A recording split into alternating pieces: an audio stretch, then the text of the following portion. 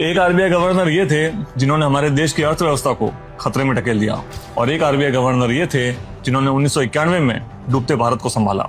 मनोज वाजपेयी की आने वाली फिल्म गवर्नर सिर्फ एक फिल्म नहीं, ये भारत के उस काले सच का पर्दाफाश है जब कमजोर आर्थिक नीतियों के कारण देश को इतना मजबूर होना पड़ा कि हमें विदेशी ताकतों के सामने घुटने टेकने पड़े। सोचिए एक ऐसा वक्त था जब भारत के पास तेल खरीदने तक के पैसे नहीं थे, फॉरेन रिजर्व सिर्फ 20 दिन का रह गया था, देश की इकोनॉमी टूट चुकी थी, एक्सपोर्ट लगभग जीरो और भारत पूरी तरह विदेशी इंपोर्ट पर निर्भर।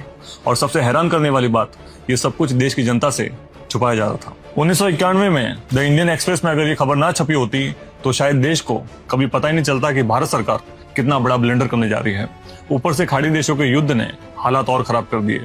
विदेशों में काम कर रहे भारतीयों से आने वाली रेमिटेंस रुक गई, डॉलर खत्म, रिजर्व खत्म और भारत लगभग दिवालिया होने की कगार पर पहुंच गया। ये वो दौर था जब भारत की अर्थव्यवस्था पाकिस्तान और श्रीलंका जैसे संकट की तरफ बढ़ रही थी। 1991 में प्राइम मिनिस्टर बनते हैं पीवी नरसिम्हा राव और फाइनेंस मिनिस्टर बनते हैं डॉक्टर मनमोहन सिंह। आज तक एक नैरेटिव बेचा गया कि इकोनॉमिक रिफॉर्म्स एक विजनरी मास्टर स्ट्रोक थे, लेकिन सच क्या था?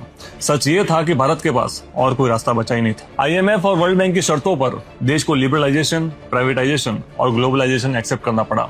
गवर्नर इन्हीं सच्चाइयों को सामने लाएगी, वो सच जो सालों तक एक नैरेटिव के पीछे दबा दिया गया। ये फिल्म बताएगी कि भारत इस हालात तक पहुंचा कैसे और किन नीतियों ने देश को बर्बादी के किनारे लाकर खड़ा कर दिया।